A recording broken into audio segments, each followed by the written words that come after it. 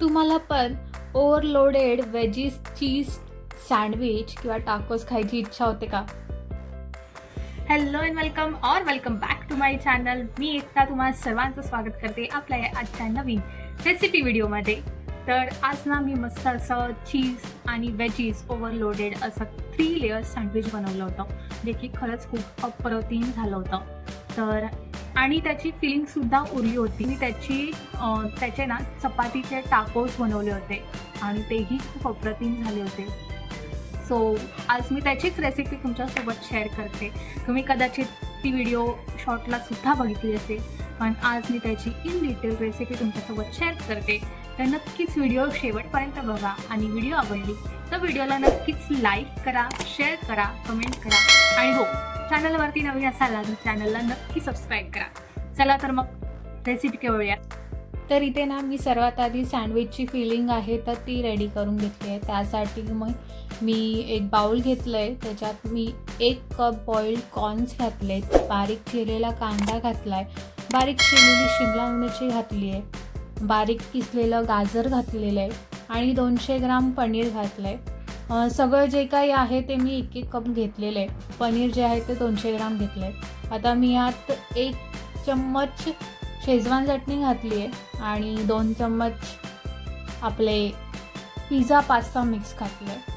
Pizza pasta mix sauce घातला आहे आणि मेयोनीज घातला आहे आणि मिक्स हर्ब्स घातले. तर अशी फिलिंग जी आहे तर ती रेडी आहे. इथे मी ब्रेडला एक बटर लावून घेतलं आहे आणि त्याच्यावरती फिलिंग ठेवली आहे. त्याच्यावरती चांगलं मोझरेला चीज घातलं आहे आणि तशीच आपल्याला 3 लेयर्स करायचे आहेत. तर इथे मी अजून एक ब्रेड आहे त्याला बटर लावून घेतले, त्याच्यावरती फिलिंग घातली आहे. त्याच्यावरती मी आता चीज स्लाईस घातले.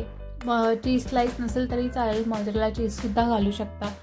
बाकी परत अजून एक स्लाईस ठेवायचे, त्याच्यावरती फिलिंग घालायचे आणि मस्तपैकी मोझरेला चीज घालायचं आणि त्याला बेक करून घ्यायचं आहे. माझ्याकडे एअर फ्रायर आहे तर मी एअर फ्रायरमध्ये करते, तुम्ही तव्यावरती सुद्धा करू शकतात. आणि हे असं मस्त आपलं चीज ओव्हरलोडेड सँडविच रेडी झालं आहे आणि फिलिंग पण राहिली होती तर मी त्याचे पटापट असे चपातीचे टाकोस करून घेतले.